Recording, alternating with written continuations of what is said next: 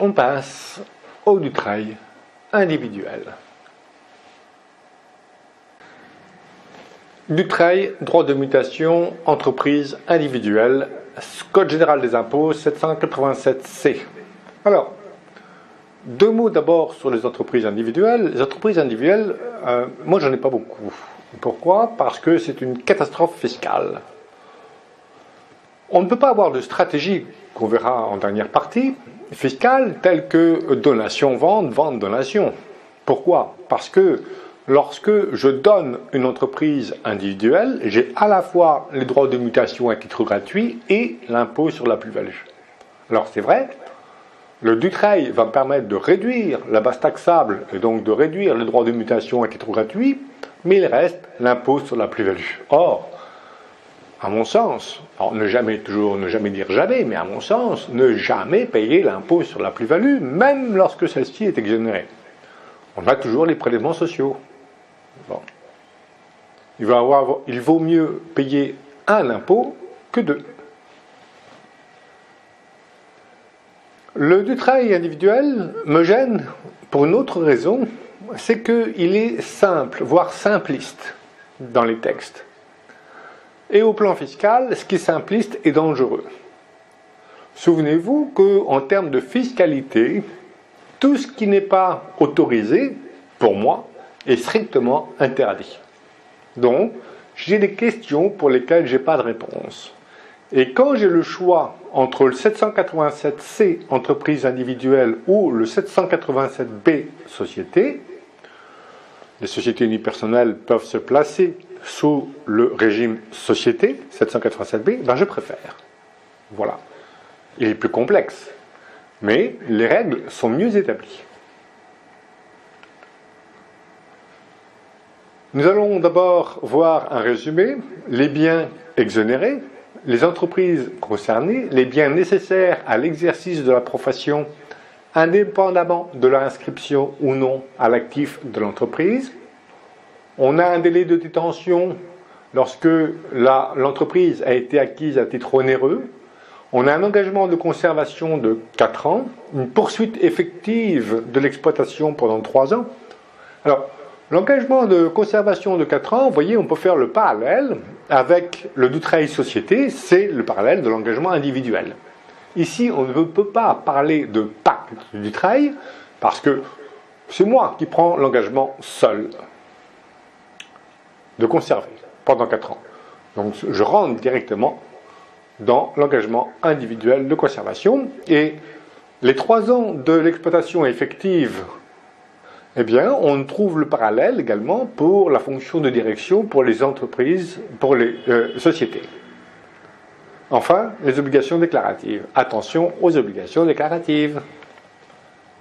Le résumé, donc les entreprises individuelles, on a toujours le même avantage fiscal, à savoir un abattement de 75% de la base taxable aux droits de mutation à titre gratuit, DMTG. On a l'exonération sur la totalité ou la quote-part indivise de l'ensemble des biens meubles et immeubles, mais qui sont affectés à l'exploitation de l'entreprise opérationnelle.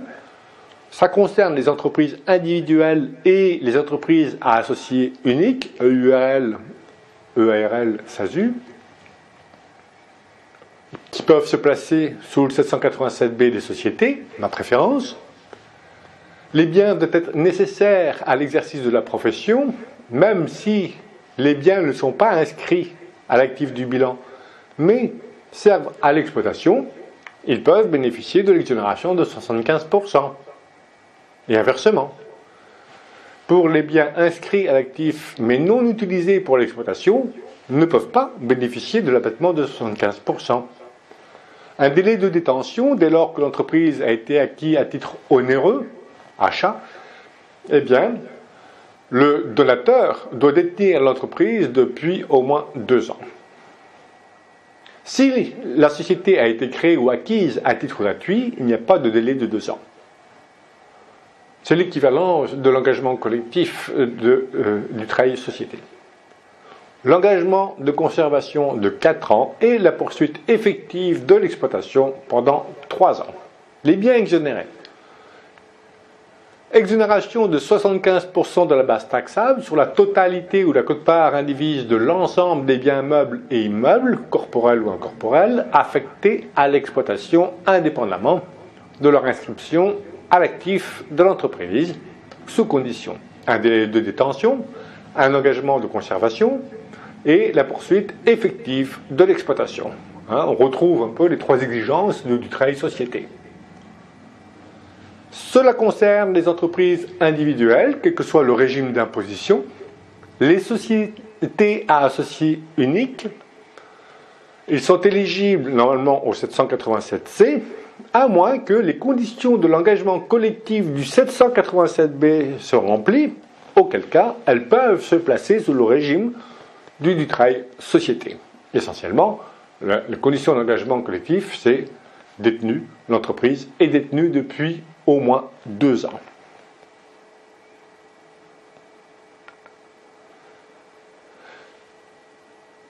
Les conditions de l'engagement collectif réputé acquis sont-elles remplies ou pas?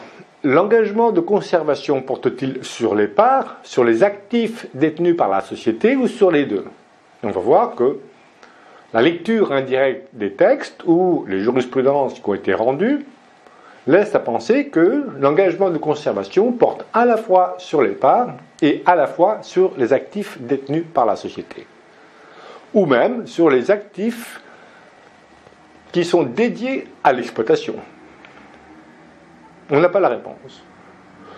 On peut avoir l'abattement de 75% sur une modalité qui est assez rare, c'est la transmission d'une branche complète d'activité.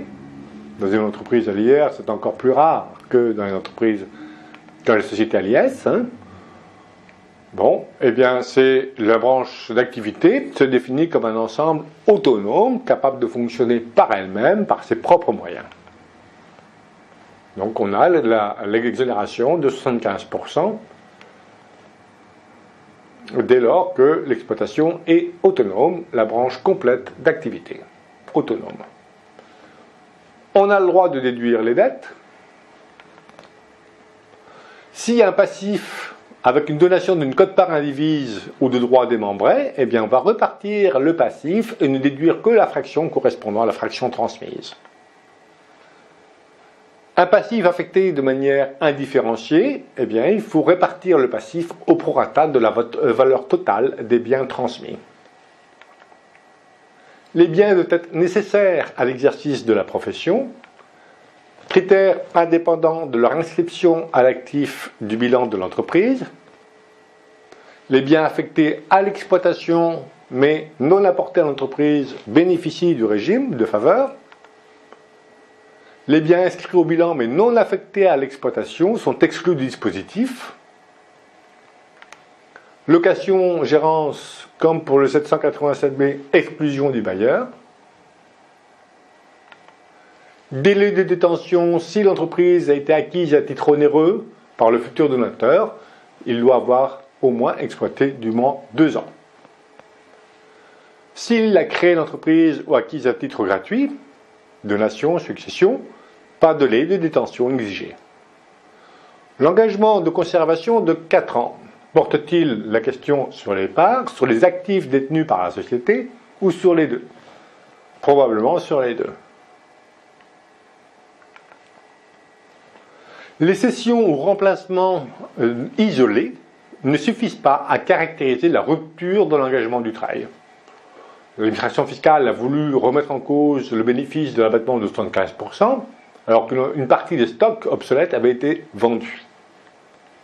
Donc, on a déjà la réponse à une première question. L'engagement de conservation porte sur les actifs. En cas de démembrement de propriété, c'est l'usufruitier et le nu propriétaire qui souscrivent conjointement l'engagement de conservation. Indivision successorale, le partage avec soult n'entraîne pas la déchéance du régime de faveur, dès lors que les biens nécessaires à l'exploitation de l'entreprise sont transmis à l'indivisaire qui reçoit l'entreprise individuelle. Et l'engagement individuel est reconduit pour 4 ans. Donation pendant l'engagement individuel de conservation, pareil que le 787B des sociétés, je reçois l'entreprise avec l'application du trail, je peux redonner à mon tour, mais uniquement à mes descendants. Dès lors que le bénéficiaire poursuive l'engagement de conservation durant 4 ans, jusqu'à son terme. Je peux mourir, ça ne remet pas en cause le bénéfice du régime, sous réserve que mes héritiers poursuivent l'engagement individuel jusqu'à son terme. On peut transformer l'entreprise en cours du pacte, en cours du trail, pardon, on ne parle pas de pacte avec l'entreprise individuelle, on peut transformer l'entreprise en société, mais il vaut mieux le faire avant le du trail. Il faut établir déjà sa stratégie préalablement. Donc, je préfère me mettre sous le 787B avant le du trail, ici, parce que la transformation en société peut risquer de remettre en cause le du trail. Pas de remise en cause selon plusieurs conditions. La société est créée à l'occasion de la transmission. Elle est détenue en totalité par les bénéficiaires du régime de faveur et elle est détenue jusqu'à l'expiration du délai initialement prévu, les 4 ans. Les biens apportés doivent être conservés par la société. Et si c'est une société à l'IS, l'un des signataires exerce son activité professionnelle. La fonction de direction du 787B société. Poursuite effective de l'exploitation pendant 3 ans. Le donataire, héritier, légataire, doit poursuivre l'exploitation de l'entreprise effective durant 3 ans, à compter de la date de la transmission. Alors, l'exploitation, c'est l'exercice à titre habituel et principal de l'activité. Alors, il y a un conflit entre l'administration fiscale et la jurisprudence sur le critère principal. Pour l'administration fiscale, c'est principal. Pour la jurisprudence, c'est uniquement habituel. Voilà. BOFIP, oui. L'administration fiscale, oui pour l'activité principale. Jurisprudence, non, pas l'activité principale. L'administration fiscale précise dans son instruction, cette personne exerce à titre habituel et principal sur l'activité au sein de l'entreprise. Et elle décrit que qu'est-ce que c'est que l'activité principale dans le cas où la personne exerce plusieurs professions. Ce n'est pas une question de rémunération, la question de revenus est subsidiaire, c'est essentiellement les activités économique, même si elle ne dégage pas la plus grande part des revenus. Donc c'est essentiellement le temps passé, l'importance des responsabilités, les difficultés rencontrées, à la libre appréciation de l'administration fiscale. C'est si elle estime que les activités professionnelles sont d'égale importance, eh bien elle va regarder. L'activité principale, c'est celle qui dégage les plus grands revenus. Activité principale, un rescrit ici, la veuve d'un exploitant agricole exerce la profession d'aide-soignante. Son activité principale étant d'aide-soignante, elle ne peut pas bénéficier de l'exonération de 75%, même s'il est inscrit comme exploitant agricole dans le cadre d'une activité secondaire. La loi et la jurisprudence n'exigent pas de telles conditions. Donc voici les jurisprudences, cour d'appel ou cour de cassation. Il n'est pas nécessaire, d'une part, que les héritiers aient une activité matérielle, opérationnelle au sein de l'entreprise. Ils peuvent très bien assurer uniquement la gestion administrative ou commerciale. Il n'est pas nécessaire qu'ils en tirent les revenus professionnels et que l'activité soit principale. Vous voyez aussi, on voit le pendant avec le Dutreil Société. Le Dutreil Société n'exige pas des conditions de rémunération, eh bien ici, non plus, contrairement à ce que prétend l'administration fiscale.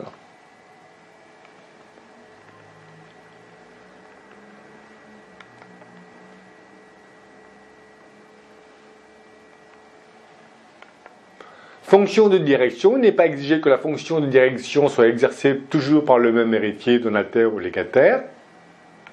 Fonction de direction et mandat à effet posthume, oui, évidemment. Ici, contrairement d'ailleurs aux sociétés, on peut très bien bénéficier de l'exonération de 75% dès lors que l'on a confié à une personne le pouvoir au mandataire d'administrer et de gérer l'entreprise pour le compte et dans l'intérêt d'un ou de plusieurs héritiers identifiés. Attention au mandat à effet posthume. Très fragile. Quelques jurisprudences qui concernent le pacte du travail entreprise individuelle. Poursuite de l'activité par un héritier au moment du décès de l'exploitant. Monsieur exerçait l'activité d'exploitant viticole. Après son décès, son épouse a repris l'activité. Refus de l'administration fiscale d'appliquer l'abattement de 75%. Eh bien, la Cour d'appel a estimé que l'un des enfants devait poursuivre l'exploitation de l'entreprise au moment du décès. Donc, ce qui impliquait une exploitation par le défunt au moment de son décès. Cassation, non. La Cour d'appel avait ajouté une condition qui n'était pas prévue par le texte. Une réponse ministérielle, en cas de décès de l'exploitant, l'entreprise est en indivision successorale. En principe, la division de durée 4 ans, durée correspondant à l'engagement de conservation des héritiers.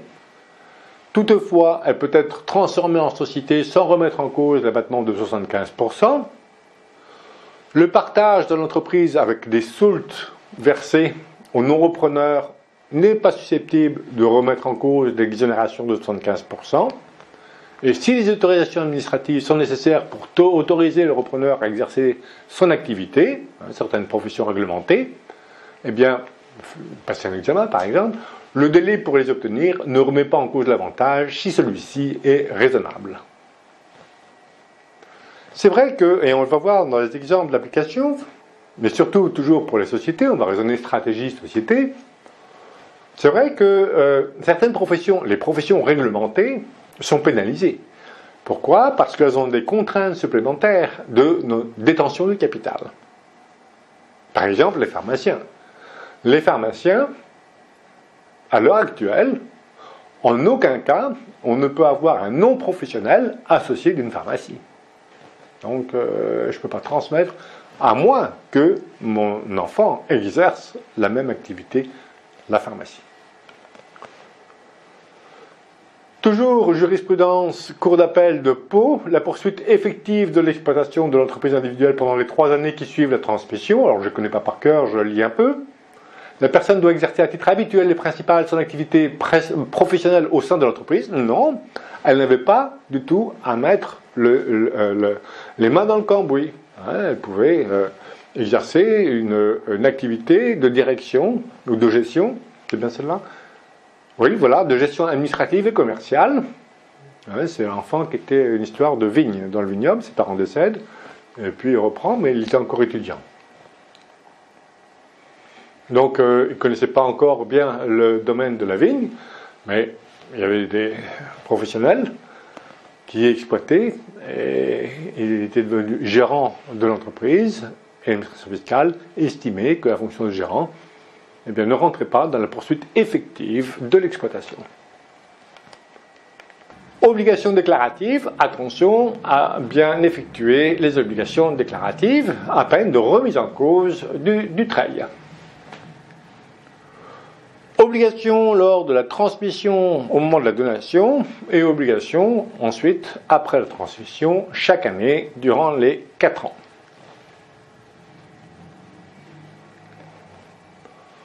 Donc toujours au moment de la donation, je prends l'engagement de conserver les biens nécessaires à l'activité de l'entreprise pendant 4 ans avec l'incertitude sur la réponse, mais soit c'est les actifs, ça c'est sûr, mais est-ce que ça concerne aussi les parts de l'entreprise? Sans doute. Et les obligations déclaratives après la transmission, avant le 1er avril de chaque année.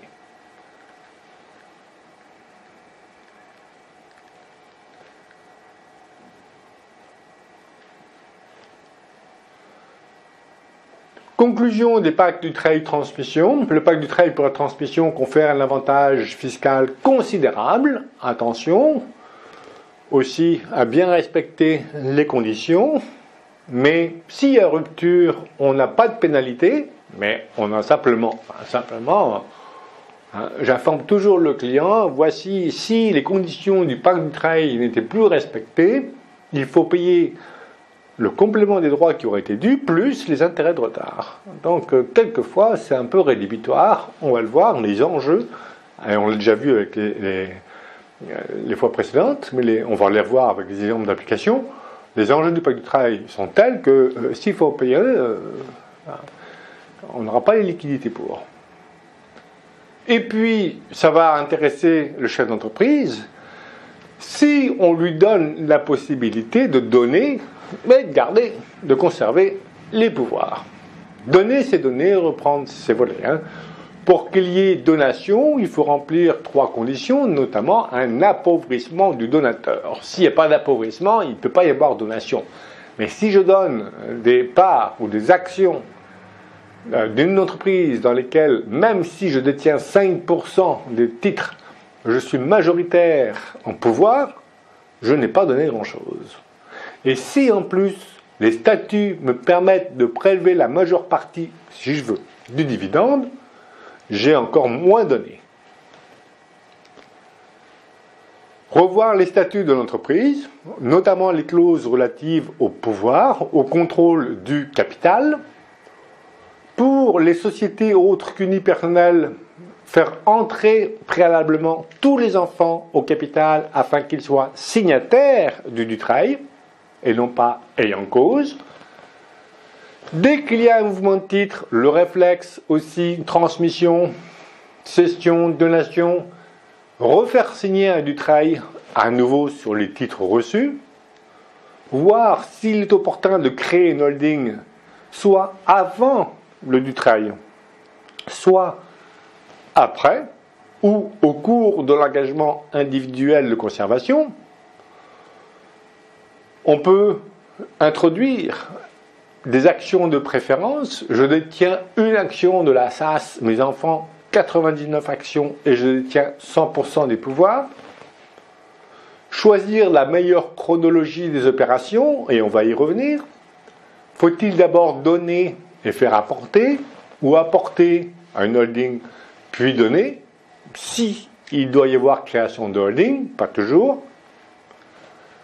Choisir entre la signature d'un engagement collectif ou d'un engagement individuel réputé acquis. Méfiance de l'engagement réputé acquis. Je rappelle les inconvénients de l'engagement collectif réputé acquis. Il y en a au moins 2. 1. S'il y a une holding préalablement constituée, la participation détenue par la holding n'est pas prise en compte pour le seuil de 34% et sa participation de la holding ne peut pas bénéficier de l'abattement de 75%.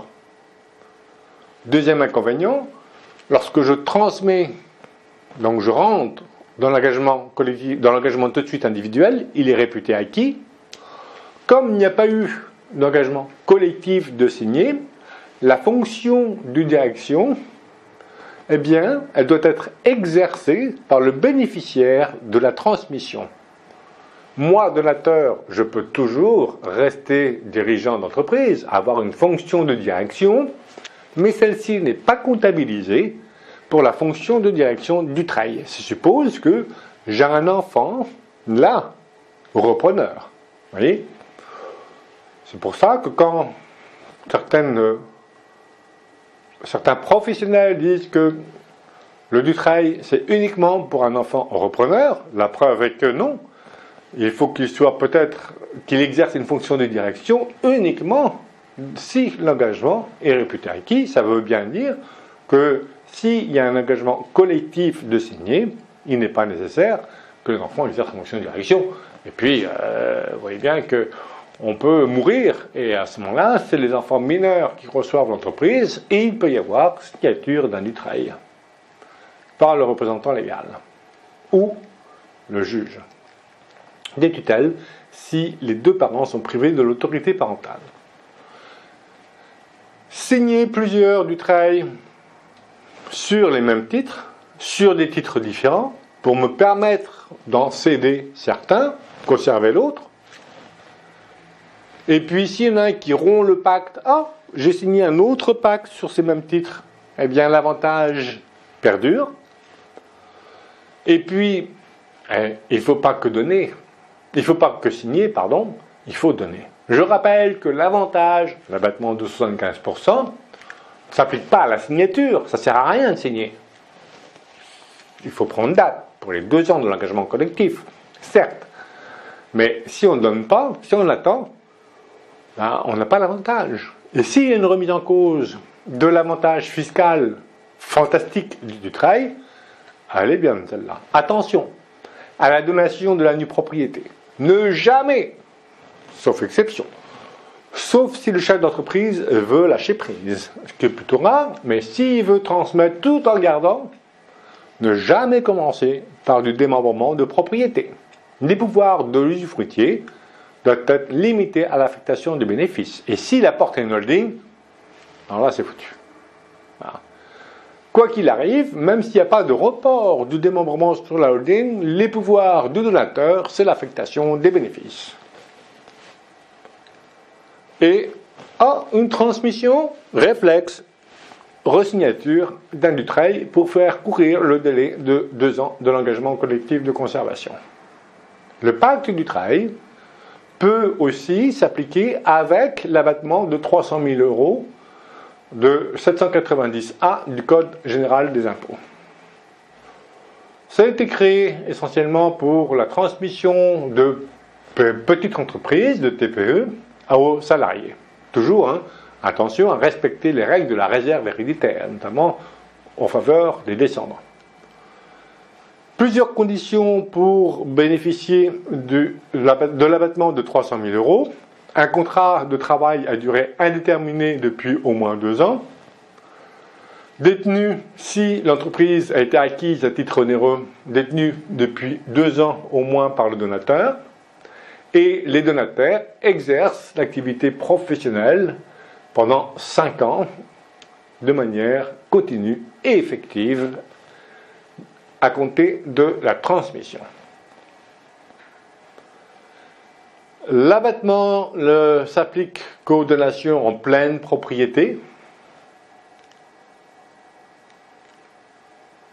Il est applicable une seule fois entre un même donateur et un même donataire, même s'il n'a été utilisé que totalement lors d'une transmission, que partiellement lors d'une transmission.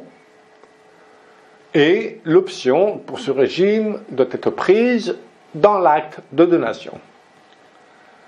Les 2 régimes du travail et l'abattement de 300 000 € peuvent s'appliquer simultanément pour la valeur du fonds de la clientèle ou la fraction de la valeur des titres représentatifs du fonds de la clientèle. Mais le donataire, c'est pas toujours intéressant, on va le voir, le donataire qui opte pour l'abattement de 300 000 € ne peut pas bénéficier du travail sur les biens autres que le fonds de la clientèle ou sur la fraction de la valeur représentative des biens autres que le fonds ou la clientèle. Exemple, je donne 2 millions de titres en pleine propriété à un salarié, valeur des titres représentatifs du fonds, 1 million, la moitié. Je cumule les 2 régimes. L'application du travail société 787B sur la valeur des titres représentatifs du fonds, 1 million, base taxable 25%, 250 000. J'applique l'abattement de 300 000, abattement 300 000, base taxable 0, abattement non utilisé et non utilisable 50 000. Base taxable au droit de mutation, droit régime commun, 1 million. Parce que ça correspond à la valeur des titres non représentatifs du fonds.